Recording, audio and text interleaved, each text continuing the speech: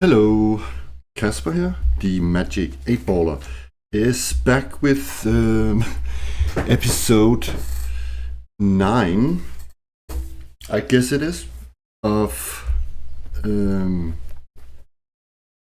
Stonehell Dungeon down night-haunted halls using Labyrinth Lord role-playing game.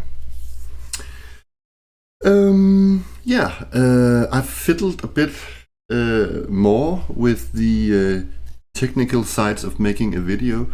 I can say that today I have a almost 820 milliseconds delay.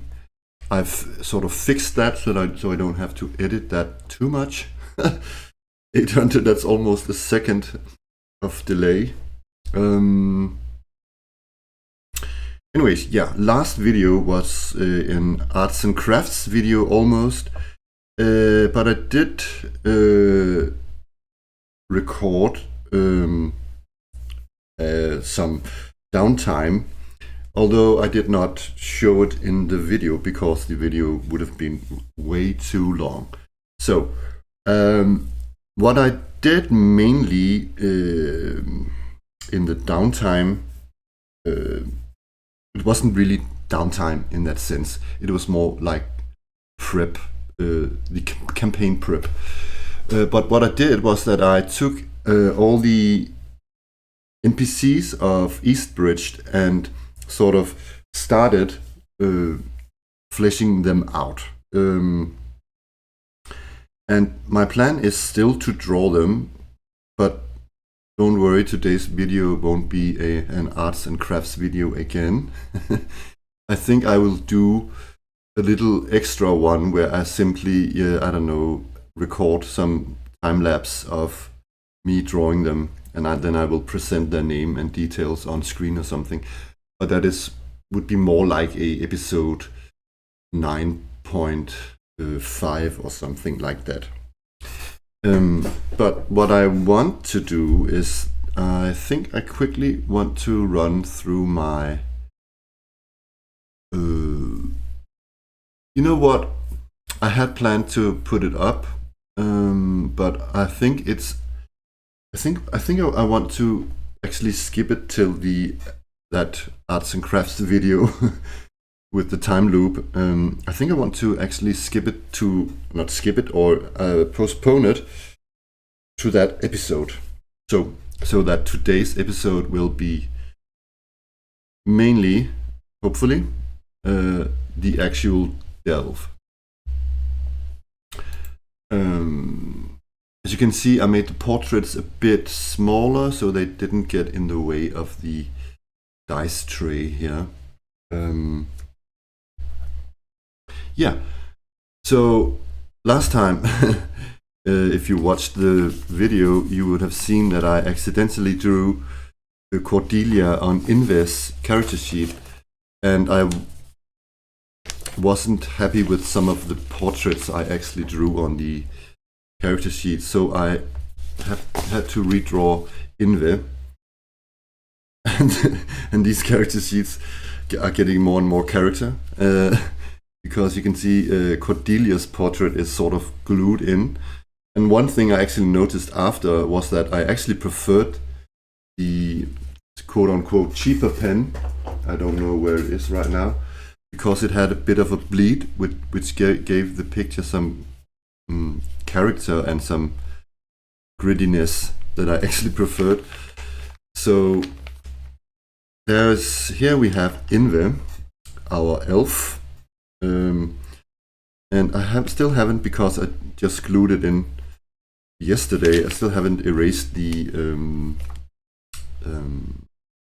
pencil, so I'm going to do that now live on, well, not live, but anyways, see how that works. She still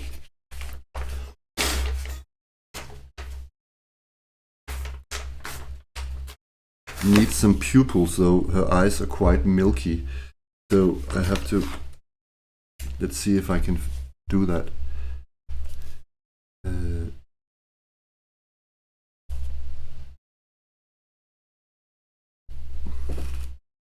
Whoa, he's intense. Looks a bit posh and elf-like. So that's Inve, Cordelia, Inve, and Tyra. I'm not. I don't know. You know, sometimes when you when you draw, you don't nail it. You just simply don't nail it. I don't think I really nailed this one. But anyways, it's all fun and stuff. And also with the with Pinecone, I wasn't that satisfied either.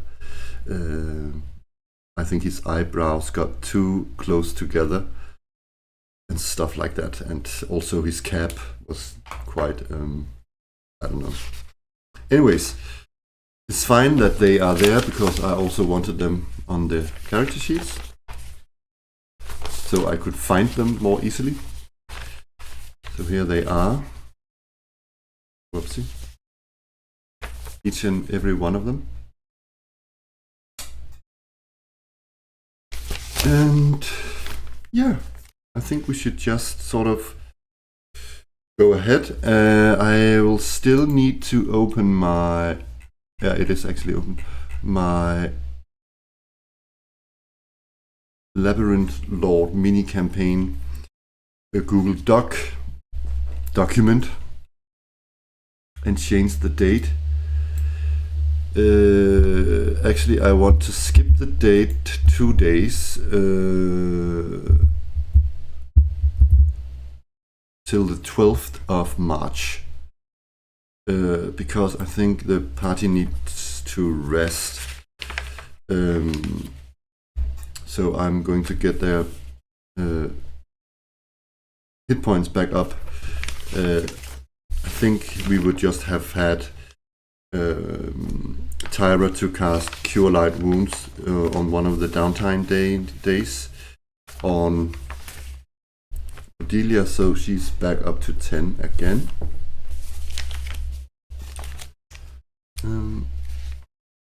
Good thing that we are not on don't have a timer. I did have a, here it is, a pencil somewhere. It is here. I need to sharpen it.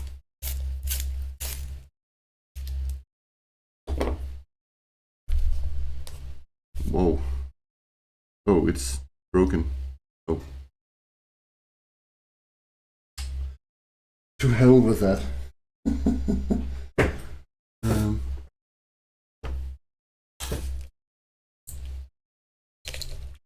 Oh my god.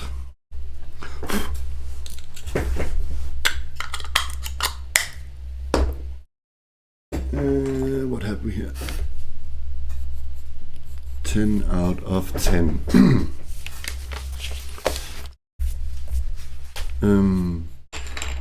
One thing I've been thinking about, and I think we need to get to terms with, is the fact that Tyra is the only... yeah, you could also in a way say that Pinecone is an oldie, but Tyra is definitely from the first delve.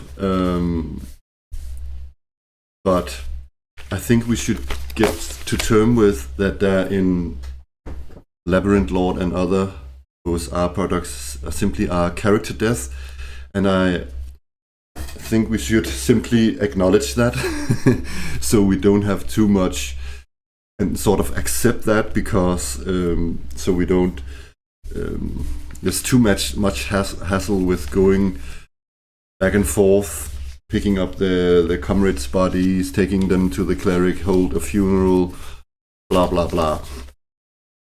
I probably would play like that. It's not that I'm a cold, cynical bastard, but if I played at a table, I probably, as a GM or referee, I of course would give a player the opportunity to have a funeral for his character or something similar, if they decide so. But because we're playing I'm uploading videos to YouTube, I don't think I want to spend too much time on that subject. We are simply going to, if there's character death, we're simply going to replace the character and just, yada yada yada. Yeah. So either if we lose a character in the dungeon, I'm going to probably, I think I still want to have the element of danger, so that I'm not just giving the party a new party member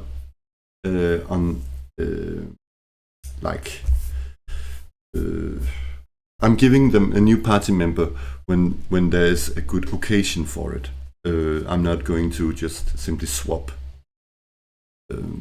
But yeah, so there's still the dangerous part of it. So we can't just make a new character. If they're down to 2 characters, they have to get out of the dungeon alive and stuff like that.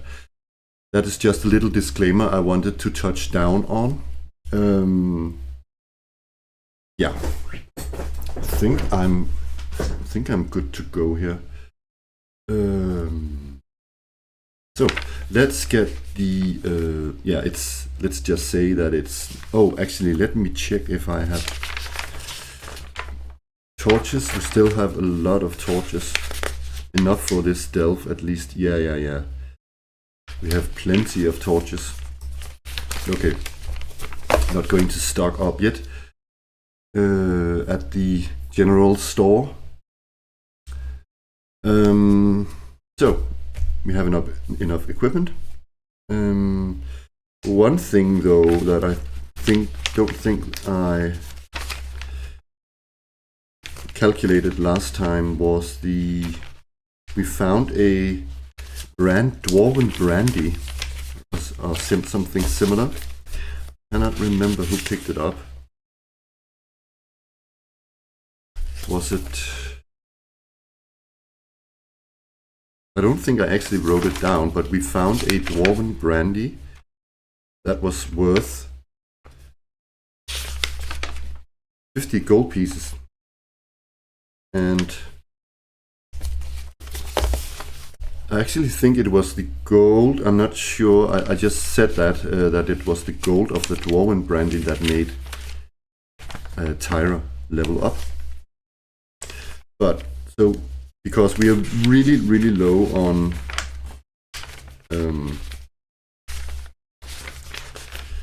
gold right now, so we are going to have to sell that before we take off. And I think I want to have, let's just say that Pinecone is carrying this 50 gold now.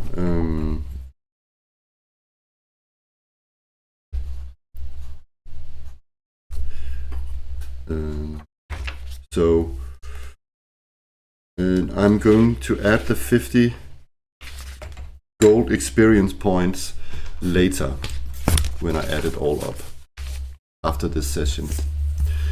So the party is yet to find some sort of real treasure, and I have also decided to go to the original experience points rules of Labyrinth Lord. That is one thing. I had another system that is I got the idea from Daniel of Bandit's Keep of giving, let's say, level 1 characters meeting a 1 hit die monster 100 experience points, but it's simply, that is of course only generous on the first few levels, the first 3 to 4 levels, so characters level a bit faster, and that would actually be a good idea to when we have, let's say, our campaign here on video. But I decided to jump to the original rules of Labyrinth Lord. So let's not delay the journey any further, and I'm going to put those aside. And my computer at the moment, as I said in the introduction, is enough It's already it's an okay computer, but it just doesn't have a graphics card or anything. So I'm not going to put up any more weight on my computer. So what we can do, I know it's quite simple.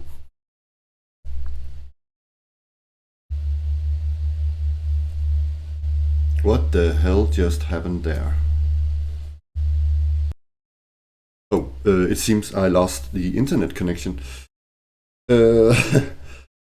So it's actually really weird because I've put some settings in my phone where it's actually via cable. I guess it's not then. Anyways, I did try and do that. So what I was saying about the hex map. So what I started to talk about is that yeah. So I don't want to open Clip Studio Paint in this instant. I'd actually, for this exercise, don't even need a hex map. So I don't know why I'm even doing this, because we're just traveling one hex over. It's just to show you that we are on a journey from the river. Here we have East Bridge, and here we have the foot of a mountain and another mountain, and in here we have Stonehell, and this is East Bridge. So we are traveling here. Ta-da! And let's see if we have an encounter. So it's early in the morning. Oh, what's the weather like? Oh, it's just decent. For March anyway. So let's roll the encounter die. No encounter. Goody goody. Let's keep that somewhere over here.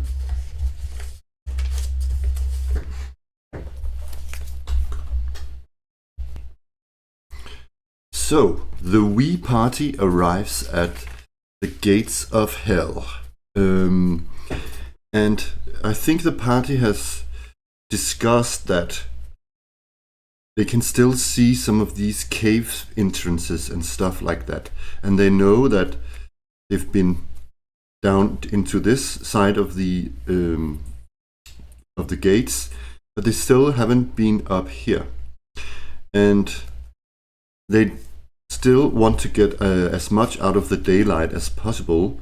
So they want to actually go and see if there's something interesting over here before they head here.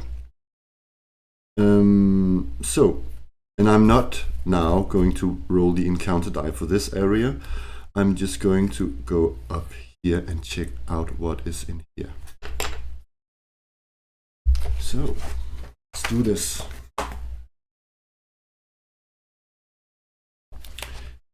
So they sneak up here and round here. This is the ground level and this is the second floor here. But yeah, so we know there's a second floor. But anyways, sneak up here and go in here. So iron doors once stood in these locations, and the hinges are still visible in the doorways. The doors were battered open and carried away some time ago. That is the exact same description as down there. So we walk in, still some daylight getting in, and we walk down this corridor. I don't think I need to draw a map for this specifics. Have it here. And I think they come down here and they want to listen at this door here to room number 2. So they are at this door now. And let's get these character sheets down.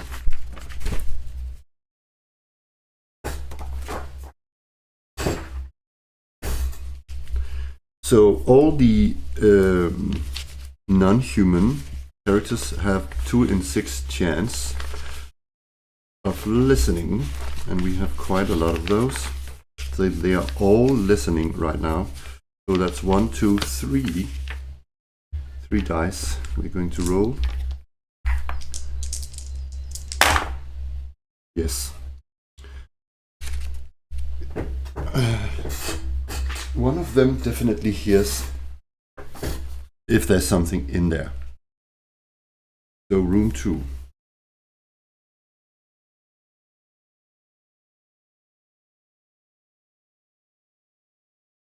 Okay, the party's movement slash searching disturbs 1d4 normal rats which flee from the area. So we can't really. Maybe they can hear some rats in there. As they open the door, do they open? So I think most of our characters actually has 2 in 6 chance of opening the door, and it says that up to 3 people can do this, but everything inside will just be able to hear them. So we're going to get the door up. Yes, door goes up, and I think we have an. Let's see here.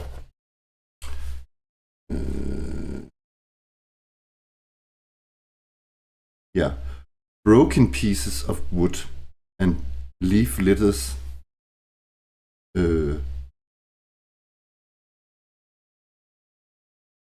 Leaf litter and dirt scattered across the floor.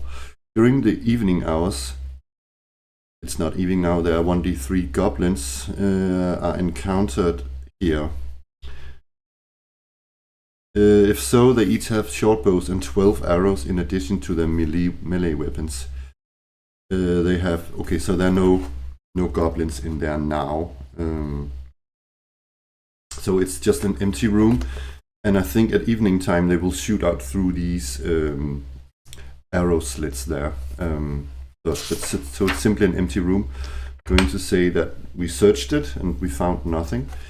We go back up, and I think we're going to look at whatever that is. I think E there is just an iron ladder is set into the north wall. It rises 12 feet into an iron-bound wooden trapdoor set in the ceiling. The trapdoor groans loudly when opened and leads to area 12. So we are not going to take the iron ladder just yet. We're going to listen at room 3. Do we hear anything? They put their ears to the door. Yes, by all means we do.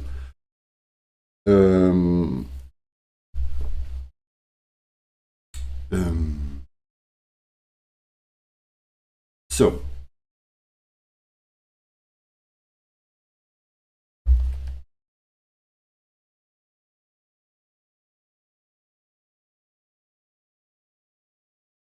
oh, so okay, so this was I just looked at the wandering monster encounter.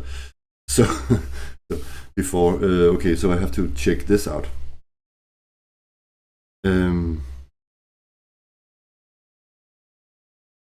Okay, so from inside this, on the other side of the door, there's a scent here of dismal odor. Yeah. Sounds of eating, unfinished. This is the description. So, okay, they can hear some goblin eating sounds from inside room 3.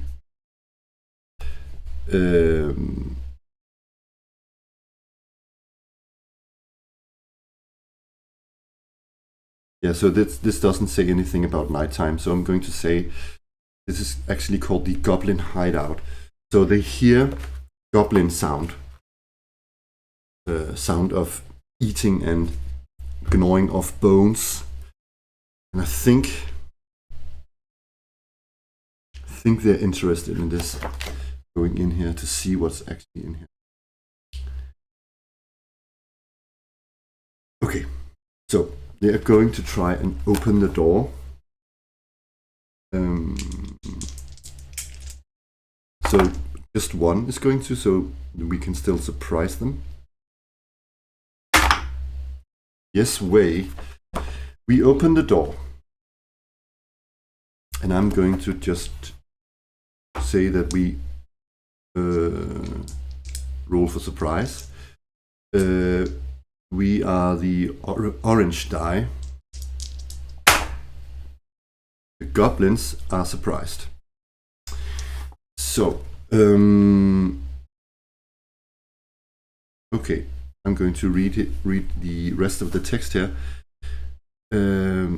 Unfinished hide bed rolls, rotting deer carcass, glowing coals in a crude fire pit.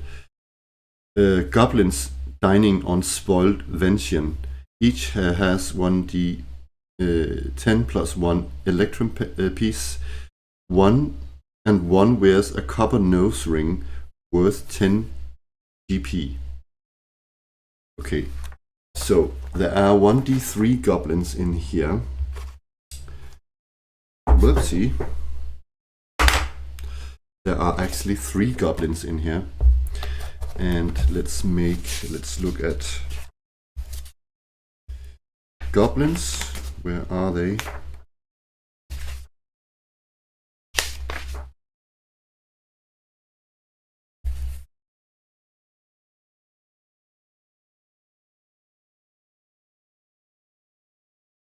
Yeah, I'm just going to look for the goblins and note down their.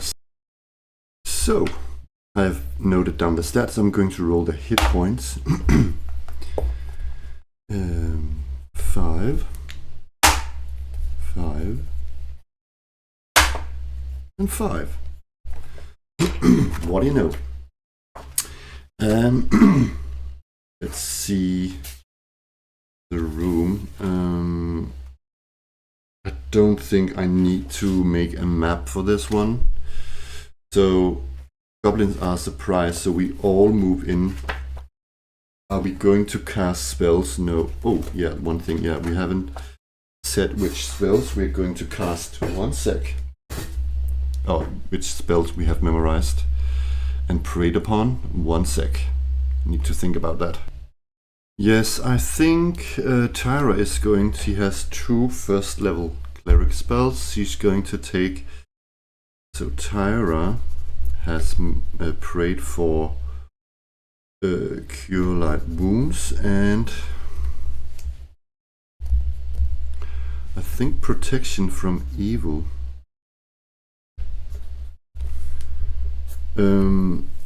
And Pinecone has memorized sleep. Yeah, whoopsie. Pinecone. So that's that. So are we going to cast spells? No, we are not.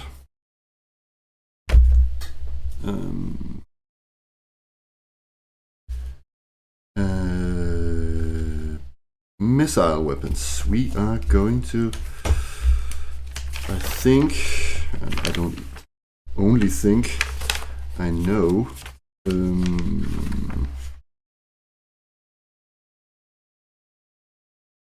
Let's see, Tyra. Yeah, we have the time to move in and everything, but Pinecone is going to shoot his shortbow.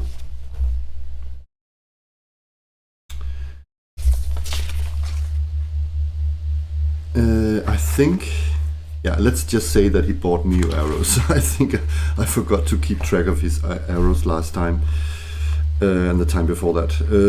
But he's going to shoot with his shortbow at one of the goblins. Let's just say it's Goblin 1.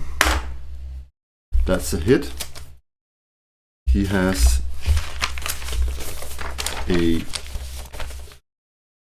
+1. 16 plus the 6 of the armor class of the goblins. That's over 19. So that's a hit.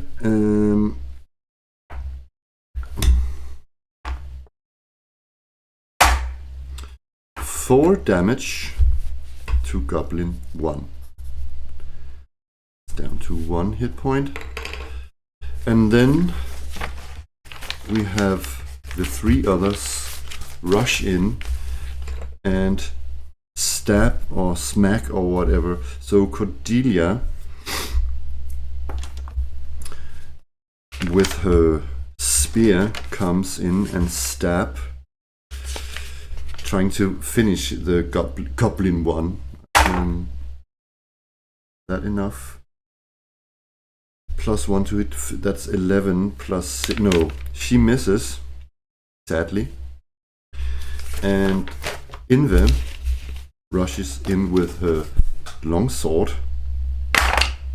Whoopsie, that's a natural 20. So, ain't that just pretty? So, my rules of critting. Let me just get another die out for that actually.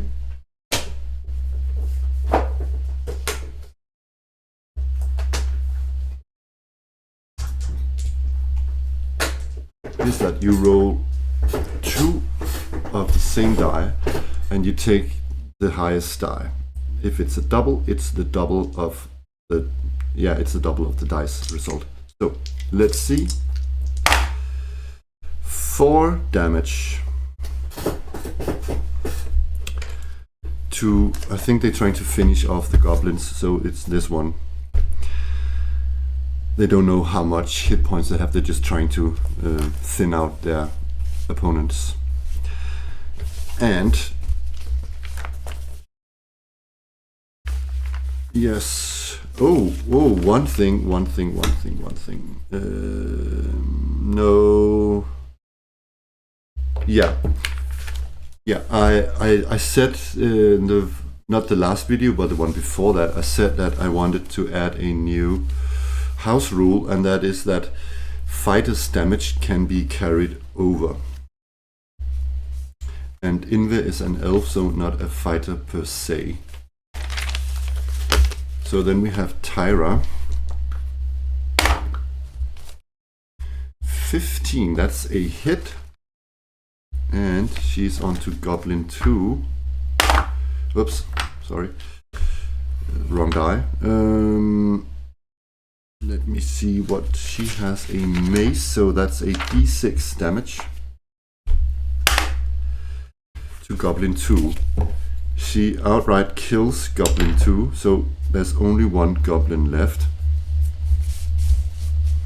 Yeah, by the way, then I know I forgot the, or not forgot, quote unquote, the reaction roll.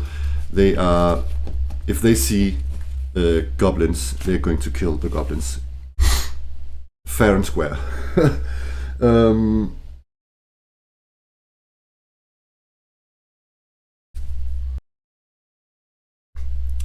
So, I just had to sneeze.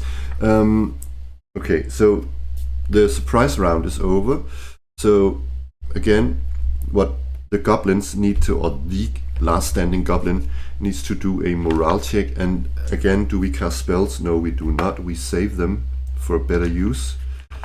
But I'm going to roll to see what this goblin plans to do. He definitely wants to flee, but I think we're standing sort of in the way. The question is,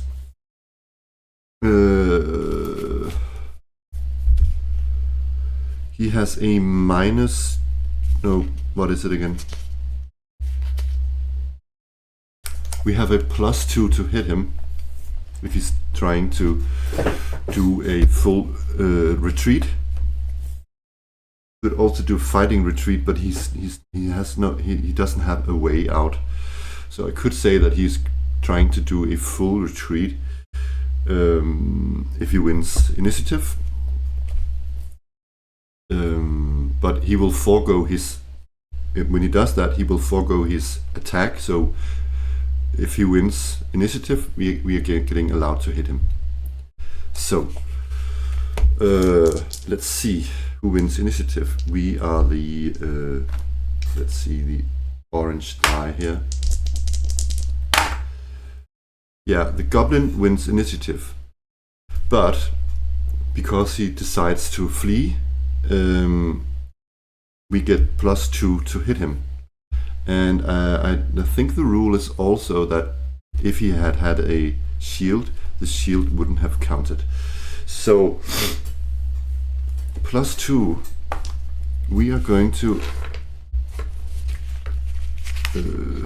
yeah. So let's get the order out here. Let's say it's Cordelia first. The 14, 15, that's a hit. It's even 16. With her spear. 2.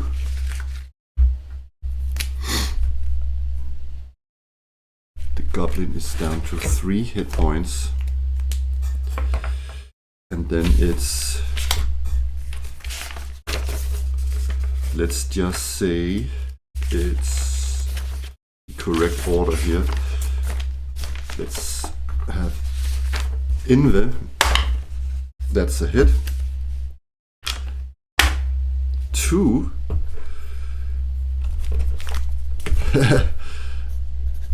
Oopsie, what? It's down to 1. Yeah, next time I think when, of course, the opponents could also have a chance to sort of surrender, I guess. So next time I'm going to roll a 3-sided die to see what they choose. That is what I'm going to do from here. Because, yeah, we are just murder hobos right now. Killing that little poor little goblin. Tyra with her mace doing the justice. It just judges it.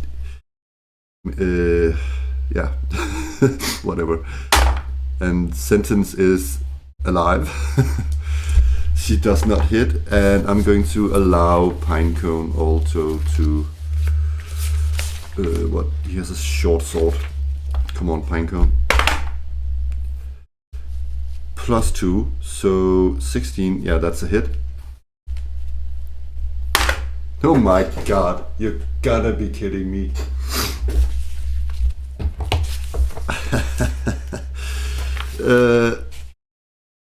Oh yeah, I thought it had 2 left. Sorry, the goblin died. The goblin is dead. So no more goblin and no more goblin. Okay.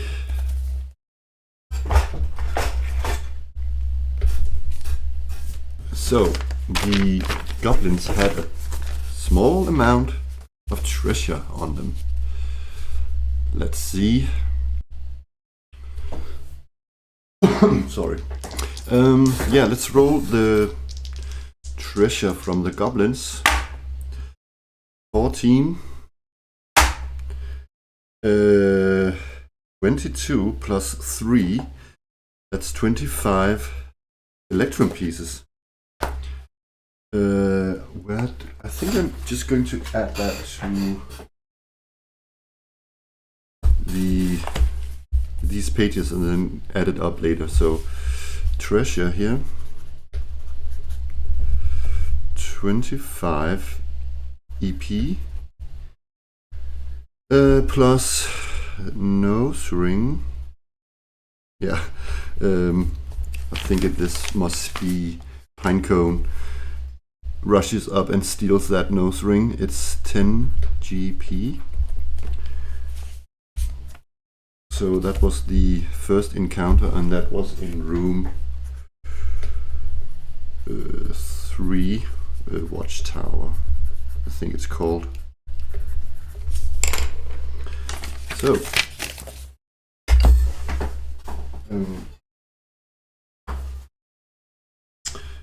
what else about this room?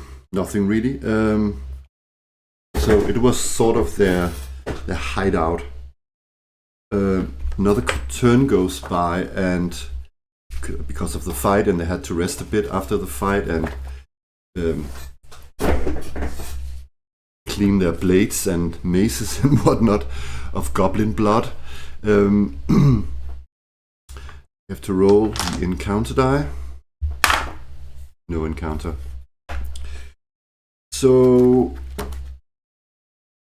the party moves on down to room 4 here, and we can all see that there is a secret area up here. But let's see, let me just read this first.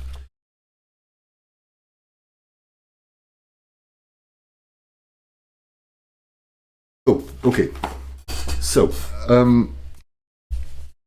they listen at this door here. They cannot hear anything.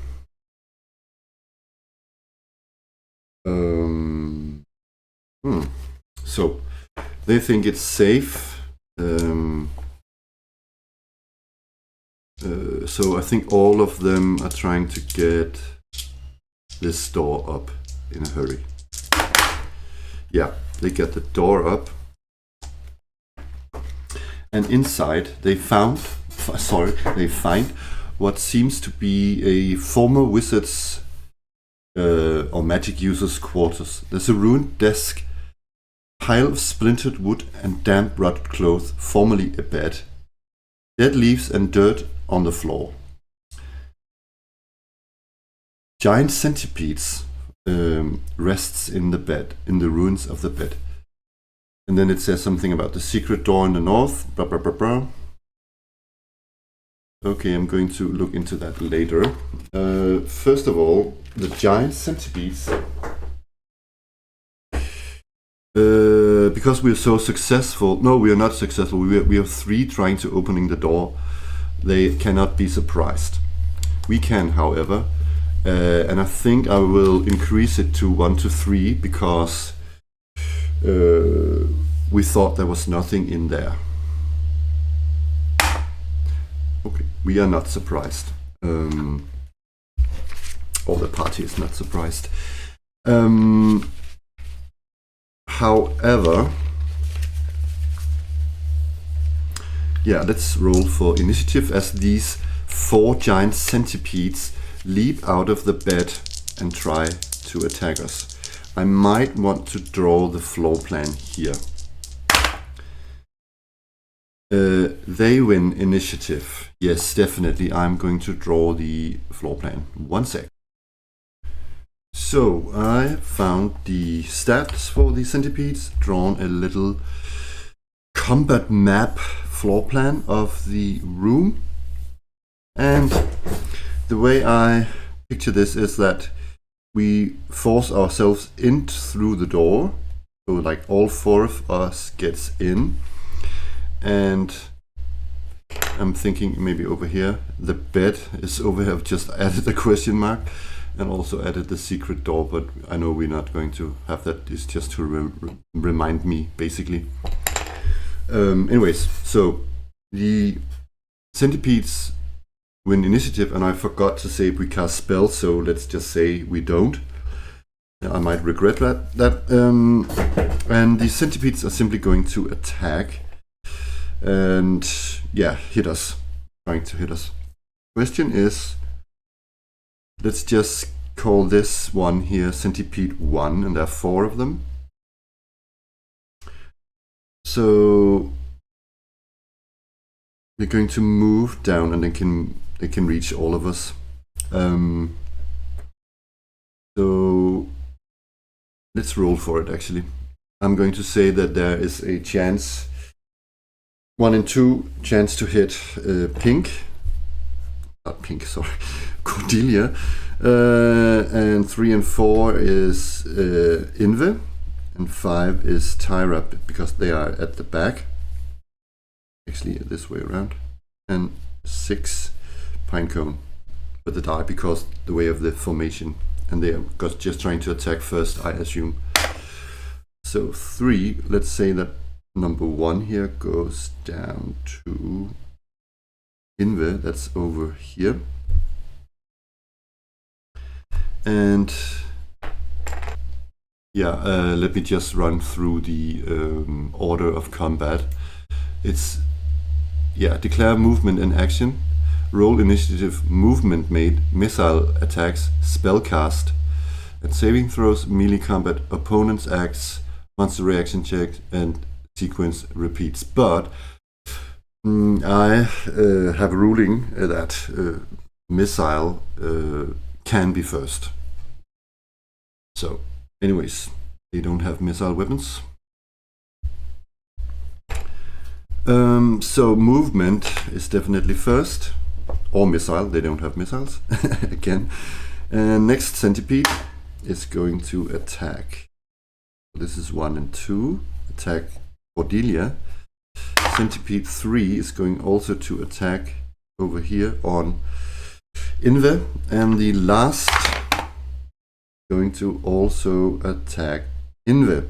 So let me see, 5, 10, 15, 20. It can't actually, so it's going to attack here. Let's just say that. Okay. So they're going to attack. Let's see. Oh yeah, I need their hit points as well. It's half a hit die, so it's a D8 halved. So that's actually 4, 2, 1, and 3. So I think I said that this is centipede 1 here, wasn't it? But was it here? You know what? Let's just say it in this order. So it's 1, 2, 3, 4. That is way more easy to do. So it's going to attack Inve.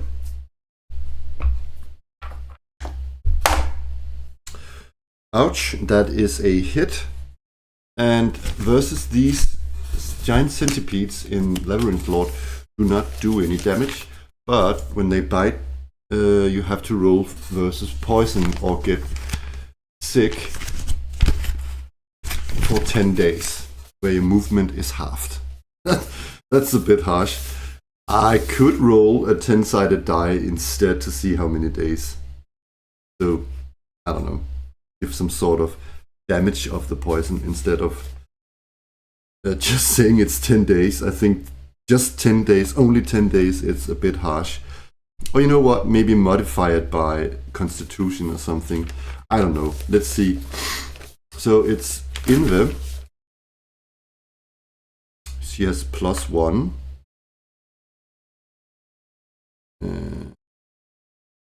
Let me see if there's something I need to add other than that. Nope. So I have to roll. It's +1. 12. Woohoo! I just made it. So she resists the poison. Centipede number 2 misses. Centipede number 3 hits.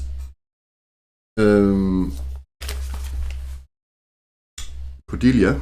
Cordelia needs to make a saving throw versus poison.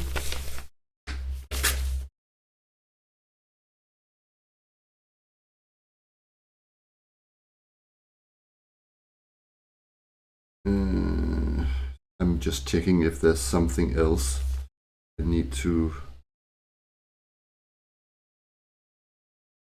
No. Okay. She has a +2, and she has a really good chance of resisting. Oh yeah, she does. The last centipede misses. That's actually 18 only.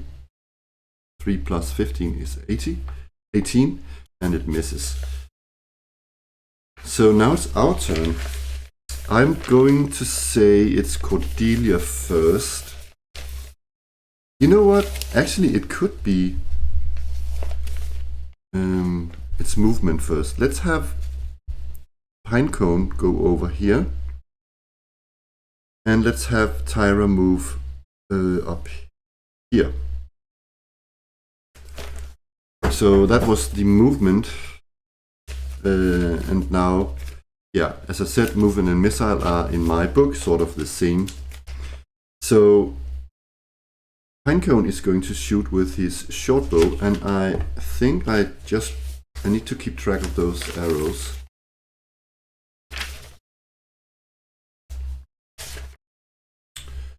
So in fact, he is down to 19 arrows. But yeah, he's going to shoot one here. Silly me. Shoots again. And that's a hit. And yeah, because it's also +1 because of the short range, so he definitely hits. No damage modifier. 2. This centipede here is down to 2 hit points. So now let's just take the order. And it's first Cordelia.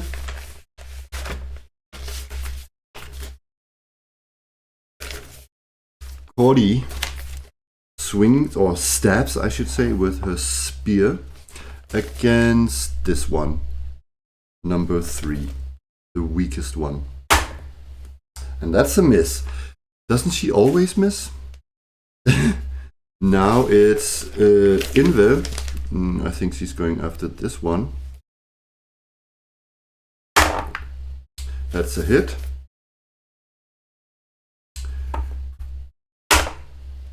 That's 2 damage to number 2.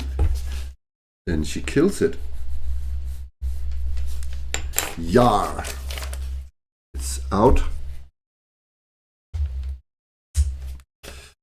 So now it's Tyra. She's attacking this one.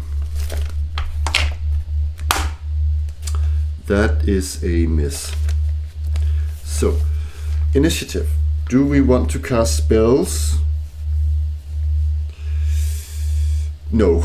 No, we don't. I think I'm not going to, I'm not going to roll morale for them yet. So let's have missile first.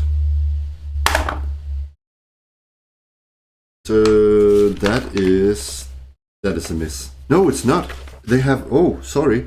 They have really poor armor class. Oh, yeah, I forgot that. So it's 10 plus 9 is 19. That's a hit. And it's this one, number 1. He kills it. Did I just forget to roll initiative?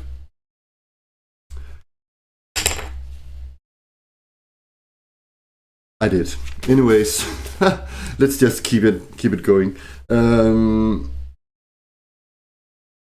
Maybe I could add a house rule about if the side they lose initiative or something. I don't know. Or -1 to the initiative roll. I don't know.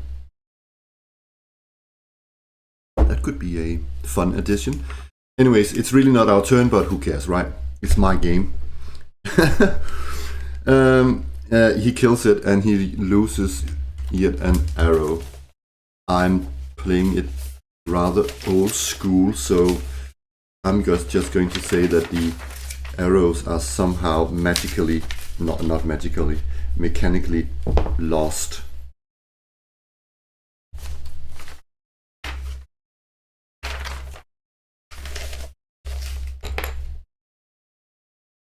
Okay, so now it's Inve, but it's really not, I know that.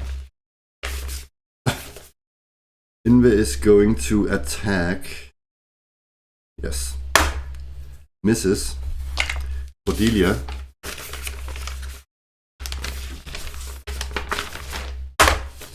Hits this one.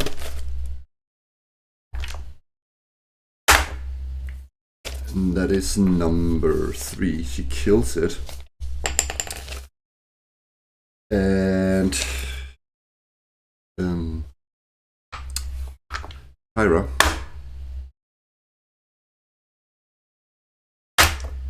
kills it. Yeah, I feel a bit bad now for the centipedes. Yeah. Poor centipedes. They did not get their initiative roll. Wah, wah.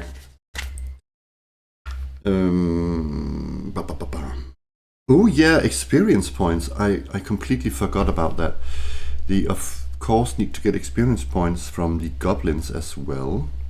One sec. Yes, so I found it. The goblins would have yielded 15 experience points, of course divided by 4, and the centipedes are also less than 1 hit die monster, so they would also give 5, but they have an ability, so it's +1. So it's actually 6 times 4 times 6, that's 24 XP divided by 4. So yeah, I'm going to calculate that later. Okay, so let's just have this put aside a bit, or at least the character tokens,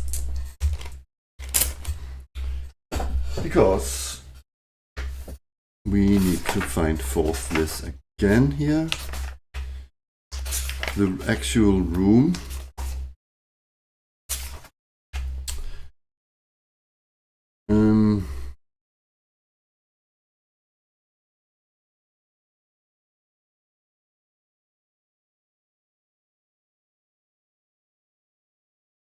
Okay, I really hope they discovered this doors, but they are okay. Let's took one turn. They are going to search this room because they find it really interesting.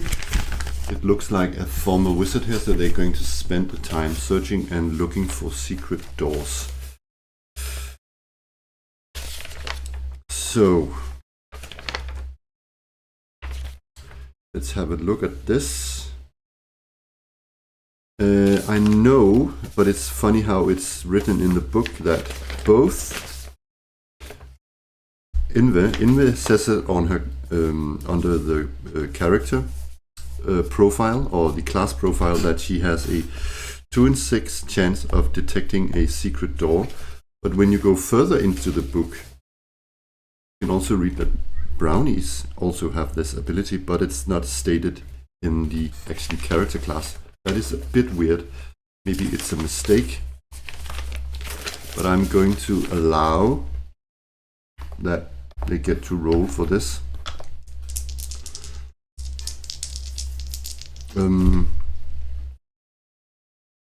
Yeah, this is a roll to see just if they simply spot it.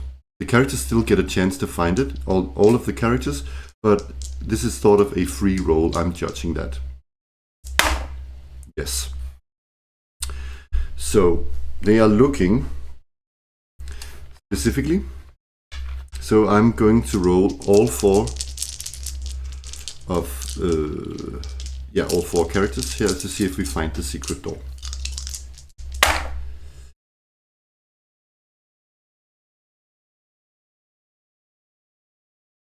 Fuck. I mean, come on, we do not. But okay, let's actually have a look at it. If they are, I mean, if they spend a turn doing it, even. Let me have a look at those rules.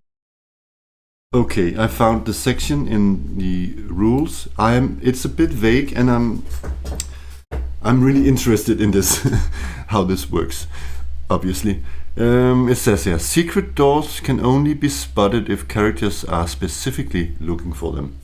The Labyrinth Lord rolls 1d6 when a player declares that their character is looking for secret doors.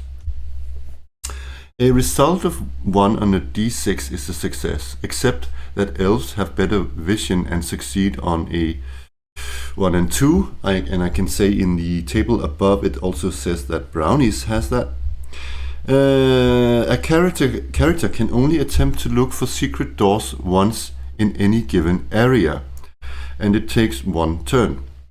A second attempt cannot be made in the same area. Since the Labyrinth Lord rolls the dice, the player never knows if the roll failed or if there simply is no door in the area searched.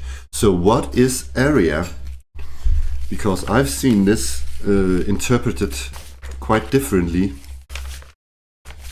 And I'm actually a bit curious about what area means.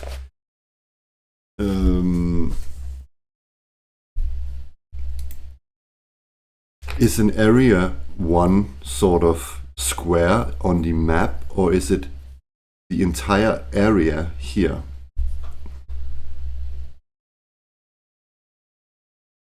I'm going to Google this, see what people do. Okay, I don't think I got any wiser on that. I think, let's say, because the adventure does not mention what triggers the specific mechanism of the, or how the secret door is triggered, that most, when I read this online, that most people would simply judge that if the character looking or the player looking is specific, they would simply find it. Like I tapped, like for instance, I tap the floor, or I do, but here it's not mentioned what happens. So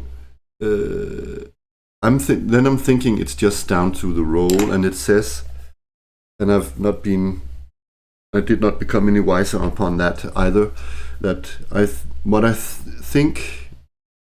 seems to be the rule is that one area is actually 10 by 10 feet area. So it would take up a lot of time to look for secret doors in this entire room. I just rolled to see, firstly I rolled for the elf to see if they simply just spotted it, and then I rolled generally here. So I haven't gone around, and it's because it's very meta, you know. I can see that there is a secret door up here. So what to do about it? So in that sense, when I'm playing it like this and I'm only giving them,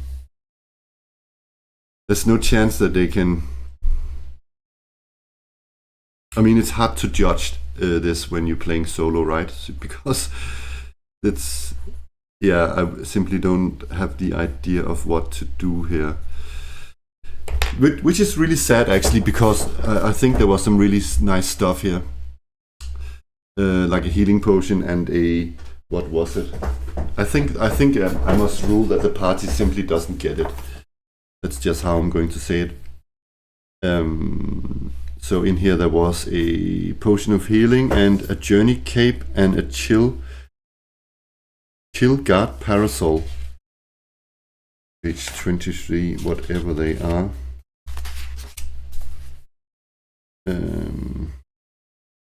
The chill guard parasol. This flimsy umbrella is constructed of some small iridescent white scales, those of a young white dragon. The parasol possesses magics that protect the bearer from extreme cold for as long as the parasol is open and held.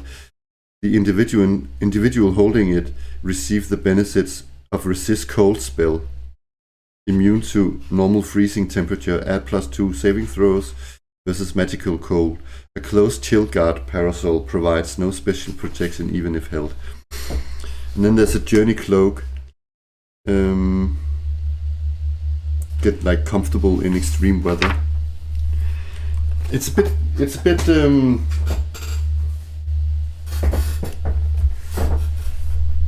bit sad because, you know, I know the map and I know that I wouldn't look all the other places, so it's a bit weird. Bit sad that I can't get these items now.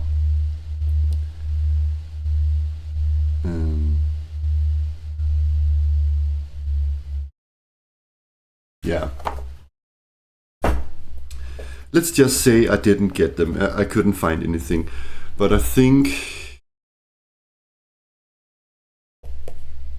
yeah, I guess I'll just have to stick to the rules, but that means that their chance of actually finding, I think in my book, is a bit lower, because, or in my playing the way when you're playing solo, the chances of them finding it is a bit lower actually.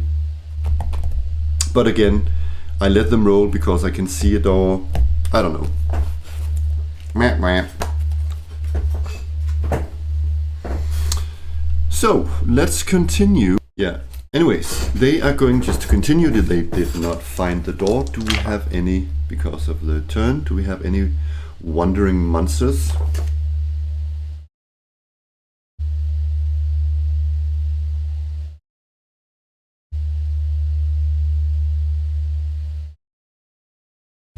That's a silly example. Wonder monster encounters mundane effect. The gatehouse is old and suffered from the predations of monsters exploring adventurers and the elements. Due to its state of despair and neglect, the building is a creaky and active place. When a mundane event is indicated on wandering monster table, roll a d6 on the table below to determine what occurs. That's quite funny. You can roll the encounter of a pigeon. That's just funny. Okay, let's do this. They are going up the iron ladder. Okay, let's see. They come up into room 12.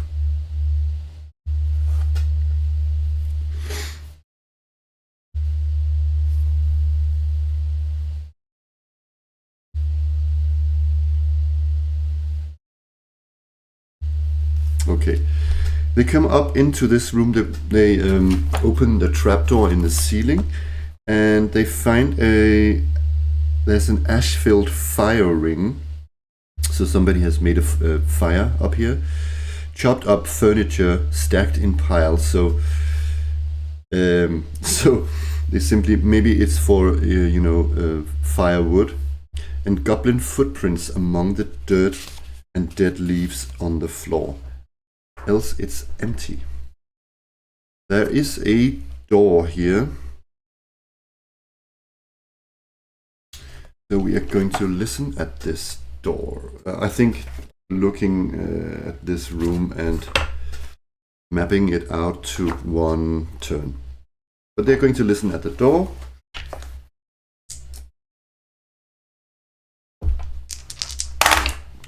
Yes.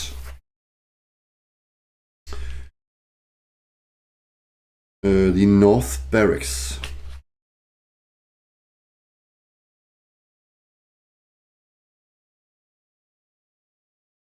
Just reading this one.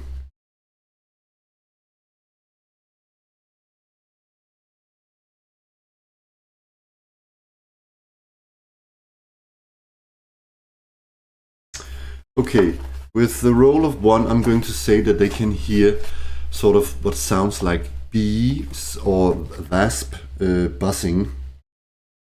Yeah, the buzzing of wasps. They can hear that. They are going to open this door. And I'm going to save. Nope, they cannot. So, rolling for encounters. No encounters. I'm going to try and open the door again. Yes, this time they are successful. So 1 hour of time has passed. Do we need a?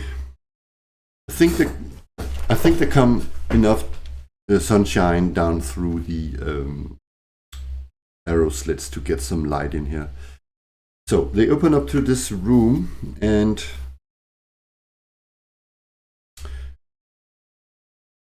there's this constant sound of buzzing wasps, and there are broken casks and crates.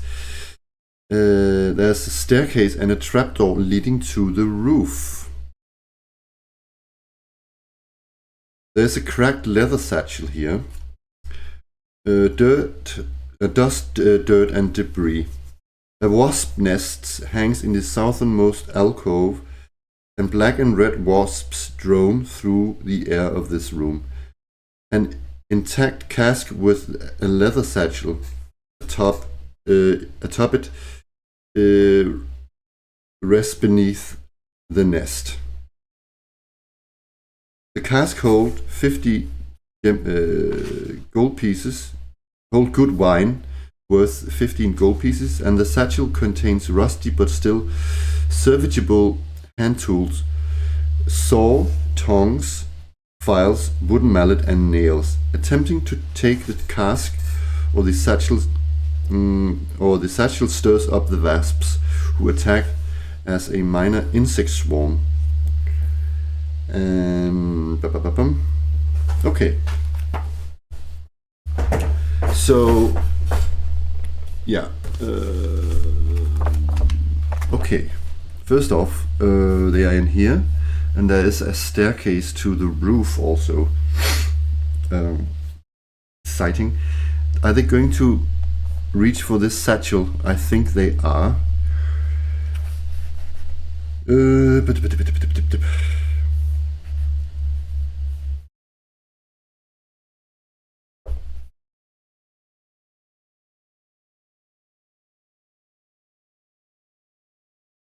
Okay.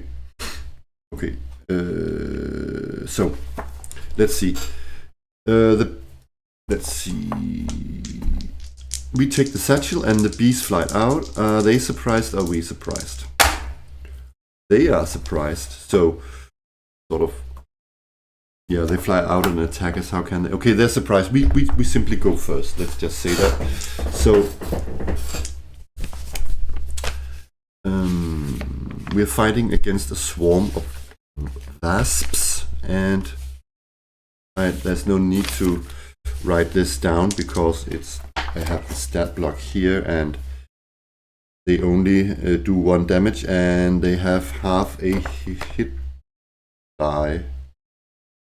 Actually, it says it has hit points 4, so let's just go with that. So Cordelia gets out her fly swabber. And whoa, what do you know? She hits an armor class of 8. 5. Cordelia swaps, or what do you call it? Smashes all the wasps in one go. She's a hero. The wasp stinger. Okay, so they get this satchel full of all this stuff. Is there anything useful even in there? There's a good wine. I'm going to write down on Cordelia's equipment.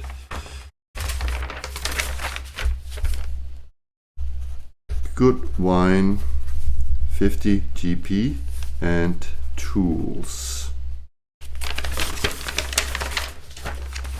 Okie dokie. I think they want to check out that roof first. Where was that? They are going up. Let's see.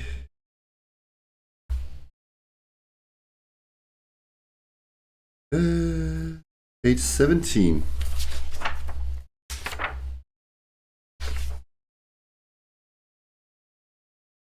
So it's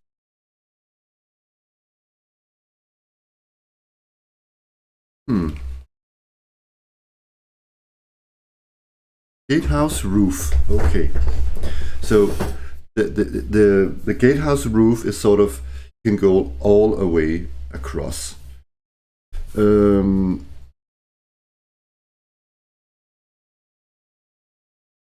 Yeah, and there's also a trapdoor. Okay, worn stone splattered with bird droppings. A roof. The roof has trapdoors leading down to areas 9 and 11. The one we were first in the very first episodes, and this one we're coming off from, of course. Western walls has ground level entrance. Yeah. Yeah. As I read it, the only thing they find up there, let's not make it a turn yet. is that they simply get a nice view of this. Yeah, there's simply nothing really of interest up there. They go down again. Should I say they took a turn?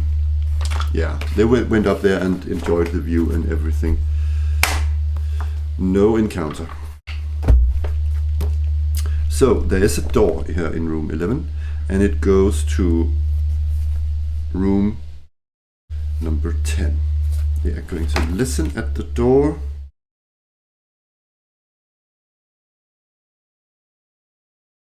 Okay, they are listening at the door. Yes, they don't hear anything. Inside this room, it's called the upper gallery. There are 6 murder holes, sort of trapdoors that can be opened, I guess. So they can fire down through the murder holes into this. We call it central passageway.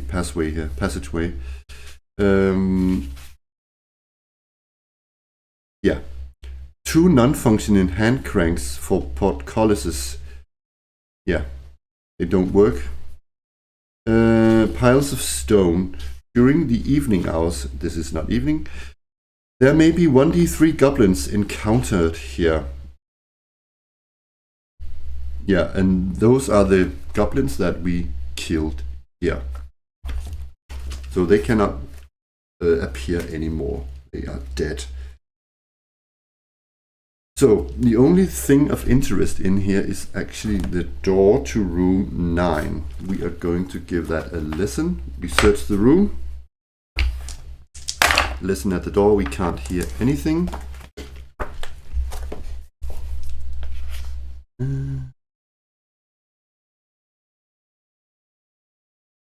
Okay, so yeah, here this is the room that with the trapdoor that also leads to the roof, but there's nothing really in here.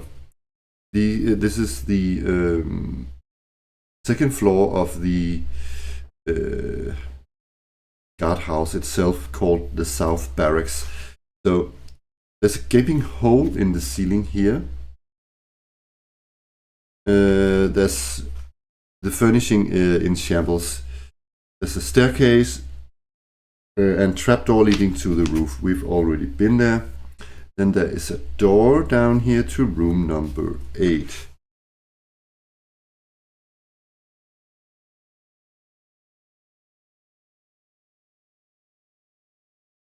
Okay, they listen at searching this room. Nothing in here. Encounter rolls. No encounters. They listen at the door. Oh yeah. They can't hear anything from in here.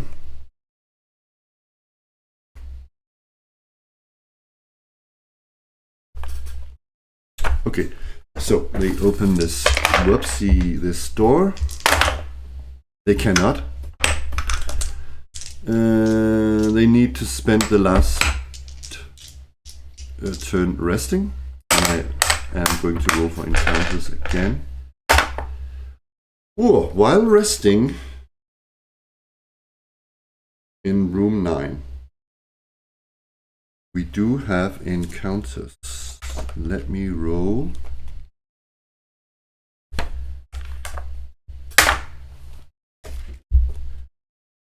Goblins, 1d3. Whew. As we sit and rest, we are we surprised? No. We are encountered by some surprised goblins. There's 1d3. Let's see if it's actually goblins or goblin. It's actually goblins. Okie dokie. So, I wrote down the encounter. Goblins, 3 of them, are surprised. So, I think maybe let's say that the reason why the goblins are so surprised was because that while resting, Pinecone was ready with his bow. And he is going to...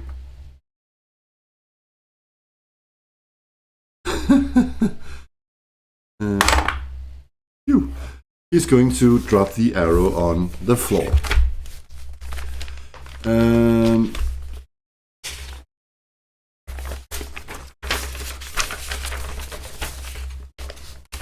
One other idea I could have, this is quite silly, I just dropped the arrow, is that it's only on ones that you lose arrows. That would also be an idea.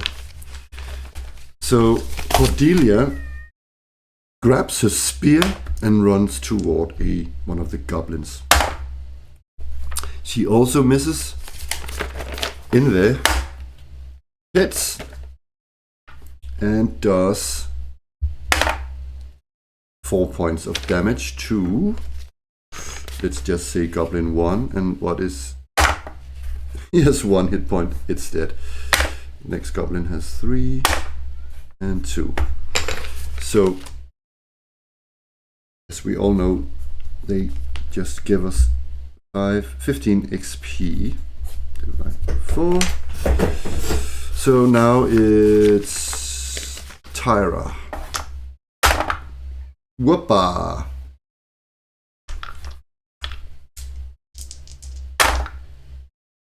Does 5 points of damage to Goblin 2. It's dead. And yeah. Then it's initiative. Are we casting spells? No, we are not. We are the orange die or red or whatever. Equally, so I'm going to reroll. We win initiative. This time we in fact won it. So I'm going to say that it's Pinecone with his bow.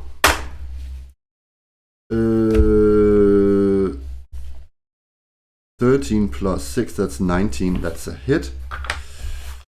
He does 5 points of damage and he kills the remaining goblin. Okay, so that took a turn. They are now on, I should keep track of that, the 3rd hour. So they arrive at noon. So it's actually 2 o'clock now. Just making a small note here.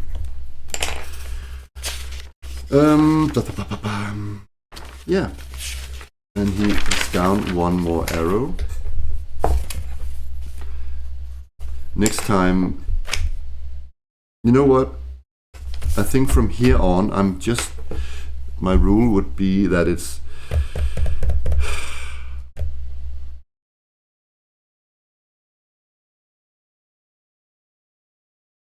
no, I like the idea of resource management for arrows. So let's just say he broke the arrow instead of just dropping it. So, anyways, yeah, that took 1 turn. So to rest up after and stuff and whatnot. No encounters. They are still trying to get in through this last door. So let's see if they can get the door now. Yes, they can. Thank God for that. So they go into room 8, which is called the South Common Room. Cobwebs and debris and dead leaves scattered on the floor. Overturned trestle table. Ruined garments of hanging on pegs. Sturges 3 roost in this room, entering and leaving by way of the loopholes. Of the loopholes?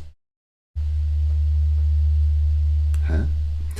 A pile of what appears to be old clothing lies on the floor of the southeasternmost alcove.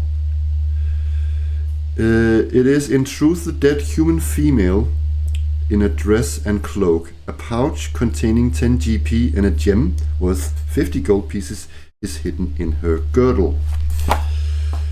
Oh my god, we have yet a fight. The 3 Sturges. And they are quite nasty. I'm ruling that these Sturges are not surprised, but I'm going to say we are surprised on a 1 through 3. No, we are not.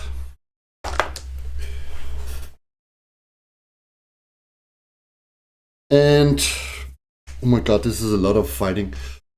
I'm getting tired. And we played 1 hour and 25 minutes. I still want to go down in the dungeon proper.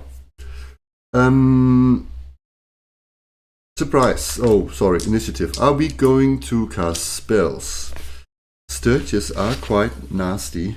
I'm going to write down there. S1, S2, S3. Their hit points 4, 5, and 5. Initiative. Yes. Are we going to cast spells? No, we are not. Let's do it. The Sturges win initiative, and they can easily get up to us and attack us. They have a lot of movement. So same deal again. 1 and 2 is Cordelia. 3 and 4 is Inve. And so forth.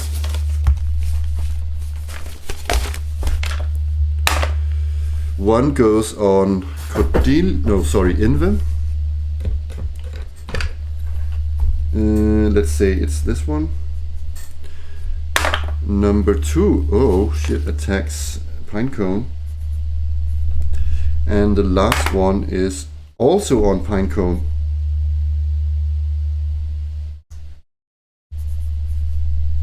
Oh my god. So let's take the one in Inve first. That's a hit, unfortunately. So it does 3d3 damage. And where is it? Where is my D? I can just roll a 6-sided. 3 damage to Inve, and it sort of sucks or gets stuck on her somewhere and tries to suck her blood. She is down to 6. So she has to get rid of that. Next one on Pinecone.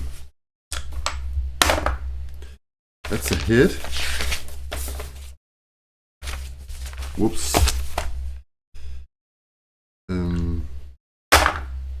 1 point of damage on Pinecone. It's down to 5. And the other one. It's a miss. So, and let's say it's this one. So the party must try and get these off. I'm just going to say that it's a normal roll. So Inve, let's just start with Inve, is trying to get it off. Shit. She does not. Let me just actually read the rules of the stuff. Oh yeah, it is actually on. It remains seated until it's dead. That's bad. Okay, so Cordelia comes to her rescue and tries to stab off the. Actually, what I think? I think it's actually Pinecone she's trying to, because he's the lowest hit points. Yes, come on. It has 5 hit points. These creatures are annoying. That's 4. So it's down to 1. And Tyra is trying to get it off Pinecone as well.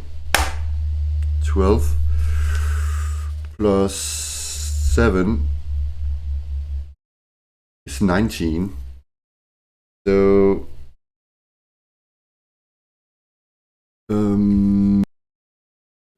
that's a hit. Yeah, she kills this Sturge here, and Pinecone hasn't done anything yet. He's going to help. I'm going to rule that he can. He's going to hit the Sturge on Inve, seeing that she helped him. No, she actually only helped herself. But he's going to with his short sword. Oh my god! He does not drop his short sword. He misses. So initiative. Are we going to cast spells? No, we are not. No. Initiative. We won initiative. Thank God for that. But the Sturge on Inve is sucking and doing 2 points of damage.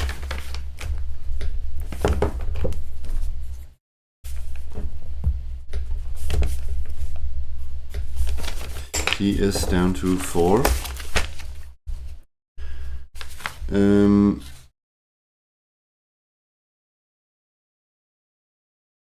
It's our turn, and there's one that can attack here.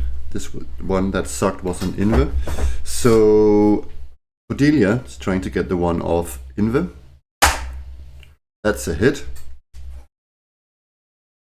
Yeah, it's dead no matter what. No, let's see here. So my new rule for fighters is that damage can carry over. So she kills this. There's 5 points of damage that can go to this and actually kill it. It cannot just carry over. He's getting another. The creature makes another save, sort of with. Because a roll versus armor class is actually a save the opponent does in reality. So let's see if it saves. It does. So okay. The one on Inve is dead, and now it's Inve herself trying to hit after this one. She hits. 3 plus 1 is 4. It's down to 1 hit points. Or 1 hit point. And Cordelia attacks it as well. That's a hit. Yeah, it's dead no matter what. Okay. Whoa. I think, or I know, took a turn. Sadly, Tyra is going to use her Cure Light Wounds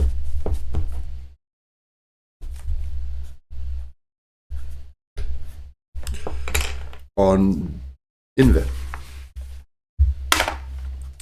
Yeah, that gets her back up to full hit points. 9 out of 9. And yeah, let's see. Was there any? Oh yeah, experience points. So that's just, I think it's 10. Yeah, does it have an ability? Yes, it does. So they each yield 11. So that's 33 XP divided by 4. And the party finds this because they are searching the room. Let's see if we have an encounter. We do not. They search the room and find this corpse lying in there. So they also find the Gen P and the gem. They search the body. So I'm going to put it on Cordelia.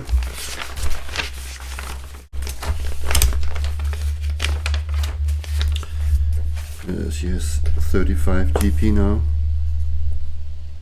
You know what? Of course, going to split it. I'm going to write it just down here. Actually, I promised myself to write it here. So it's 10 GP, gem, 50 GP.